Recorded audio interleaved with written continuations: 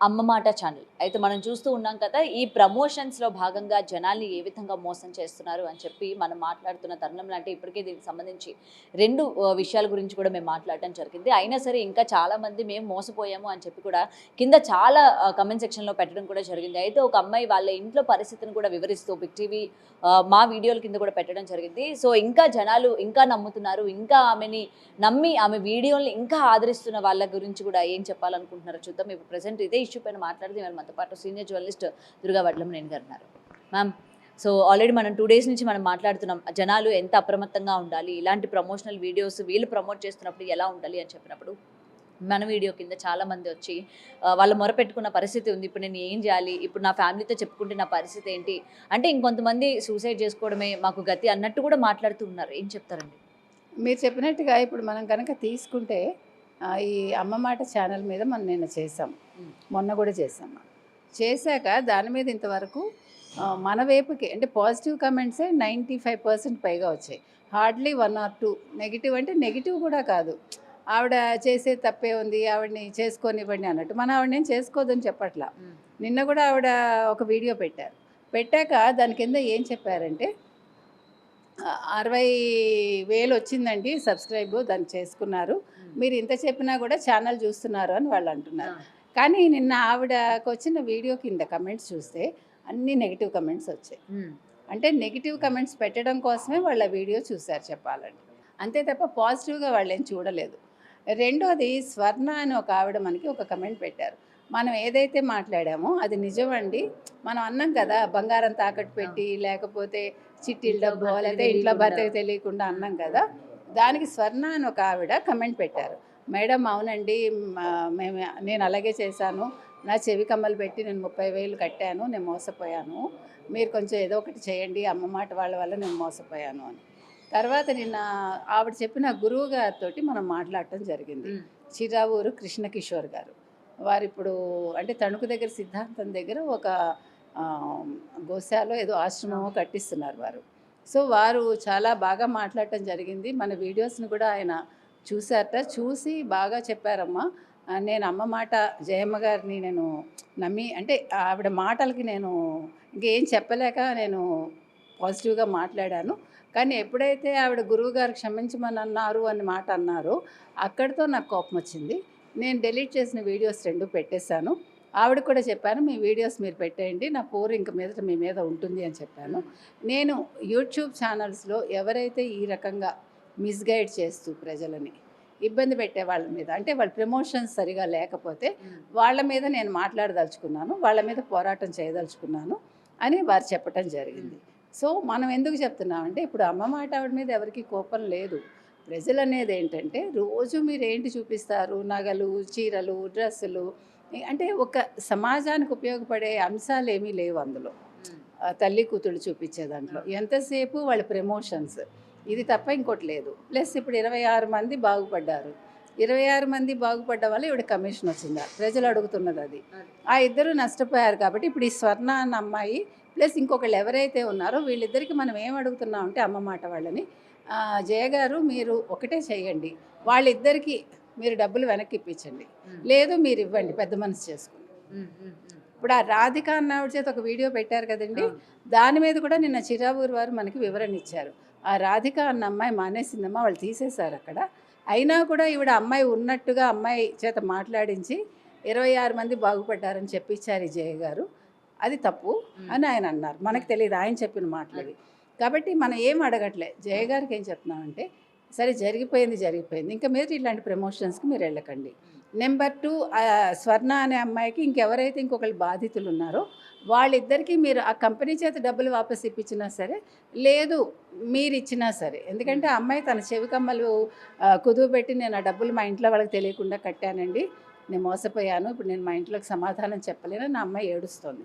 కాబట్టి ఇదొకటి మనం అడుగుతున్నాం. సో ఇప్పుడు చాలామంది ఇంకా చాలా చాలా ఛానల్స్ ఉన్నాయండి ఇట్లాగే యూట్యూబ్ ఛానల్స్. కమెంట్స్‌లోనే చాలామంది ఇంకా వేరే ఛానల్స్ కూడా ఉన్నాయని చెప్పి కొన్ని ఛానల్స్‌ని కూడా ట్యాగ్ చేయడం జరిగింది. వీళ్ళు కూడా ఇలాంటి ప్రమోషన్స్ చేస్తున్నారు మేడం, ఆదుకోండి మమ్మల్ని అనుకుంటూ చాలా బాధగా కూడా మన వీడియోల కింద కమెంట్ సెక్షన్‌లో కూడా పెట్టడం జరిగింది. నేను ఒకటే చెప్తున్నానండి, ఇప్పుడు మీరందరూ కొద్దో గొప్ప ఎడ్యుకేటెడే. మీరు టెంపరరీగా వాళ్ళ వలలో ఎవరి వలలో పడకండి, వాళ్ళ మాటల మాయలో పడద్దు.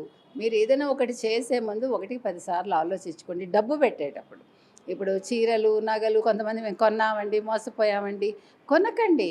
ఇప్పుడు మీరు వతనగా వెళ్ళే కొట్లు ఉంటాయిగా, లేకపోతే మీ ఇంటి దగ్గర మీకు తెలిసిన వాళ్ళు ఉంటారు, అక్కడ కొనండి. కొత్తగా వీళ్ళు చూపించేవేవి బ్రహ్మాండంగా ఏమి ఉండవు.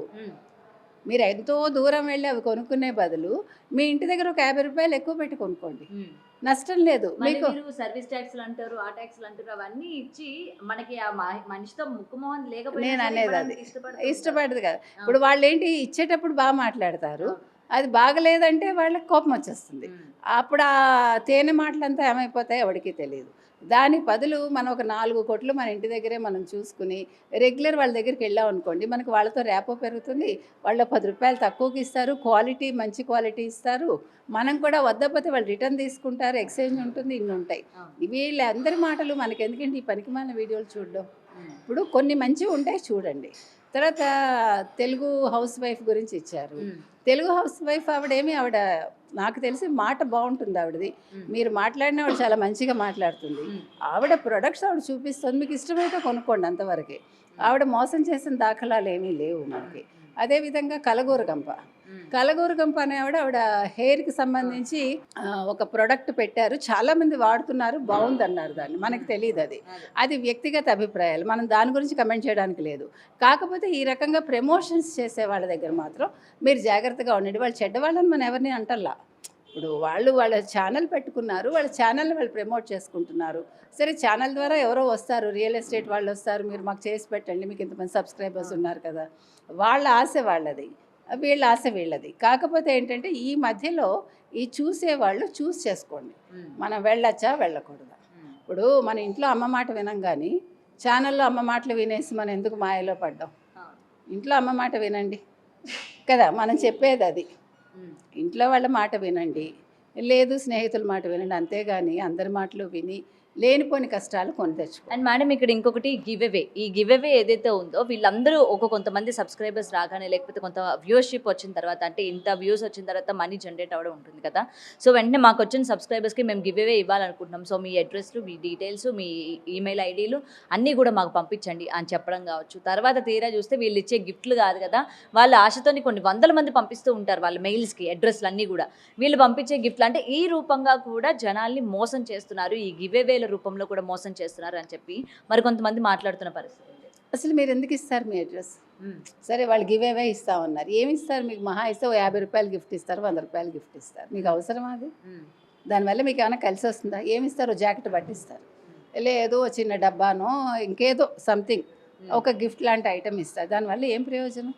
మీ అడ్రస్ అసలు బయటవాడికి ఎందుకు ఇవ్వాలి? మీ ఈమెయిల్ ఎందుకు ఇవ్వాలి? ఫస్ట్ అది ఆలోచించండి. మన వ్యక్తిగత వివరాలు ఎవరికైనా ఇవ్వక్కర్లేదు. వాళ్ళు మంచివాళ్ళే, ఎవరు కాదని అంటలే, వాళ్ళు చెడ్డవాళ్ళని మనం అంటలే. మీకు అదే చెప్తున్నా. ఇప్పుడు జయమ్మ గారు చెడ్డావిడని ఎవరు అనరు. ఆవిడ ప్రమోషన్స్ ఆవిడ చేసుకుంటున్నారు, ఆవిడ వ్యక్తిగత ప్రమోషన్స్ ఆవిడ చేసుకుంటున్నారు, ఆవిడ కూతురు చేసుకుంటున్నారు. మీకు ఇష్టమైతే చూడండి, ఇష్టం లేదు మానేయండి. అంతేగాని మనం ఎవరిని నెగిటివ్ అనొద్దు. ఎట్ ద సేమ్ టైం మనం చేసిన తప్పిదానికి ఎవరిని బ్లేమ్ చేయదు. ఎట్ ద సేమ్ టైం వాళ్ళ వల్ల మీరు బలవ్వద్దు, ఇది మనం చెప్తున్నాం. సో ఇంక మీద ఎవరు యూట్యూబ్ ఛానల్స్ చూసినా 1-10 సార్లు ఆలోచించుకోండి. పెట్టుబడి పెట్టే ముందు మీ సొంత డబ్బు, అది మీ కష్టార్జితం కాబట్టి అది పాడవకుండా చూసుకోండి. మీరు అది కాకపోతే మీరు సొంతంగా మీరు చేసుకోండి ఏదైనా. వాళ్ళ మీద ఆధారపడి వాళ్ళు చెప్పారని మీరు అందులో ఊబిలో దిగకండి. ఇది 1-10 సార్లు చెప్తున్నాము. మీరు ఏది ఉన్నా గూగుల్లో మీరు సెర్చ్ చేసుకోవచ్చు, లేదు చదువుకున్న వాళ్ళని అడగండి. ఇంకా కావాలంటే మీ దగ్గర ఉన్న పోలీస్ దగ్గరికి వెళ్ళి అడగచ్చు, లాయర్ల దగ్గరికి వెళ్ళి అడగచ్చు, ఇదేంటి మంచిదా చెడ్డదా అంటే. మీరు మీ చుట్టుపక్కల మీరు ర్యాపో పెట్టుకుని మీకు ఒక సందేహం ఉంటే తీర్చే వాళ్ళని మీరు చూసుకోండి. ఒక లాయర్ని చూసుకోండి, ఒక పోలీసుని చూసుకోండి. అందరూ ఉండాలండి మనకి. ఇప్పుడు మనం ఒక కార్పెంటరు, లేదా ఒక ప్లంబరు, ఒక ఎలక్ట్రీషియన్ ఎట్లా పెట్టుకుంటామో అట్లా మనకని ఒక లాయర్ ఉండాలి, మనకని ఒక పోలీస్ ఉండాలి. తప్పులేదు, సందేహాలు వస్తూనే ఉంటాయి. దేహం ఉన్నంత వరకు ఉండేది సందేహం అండి.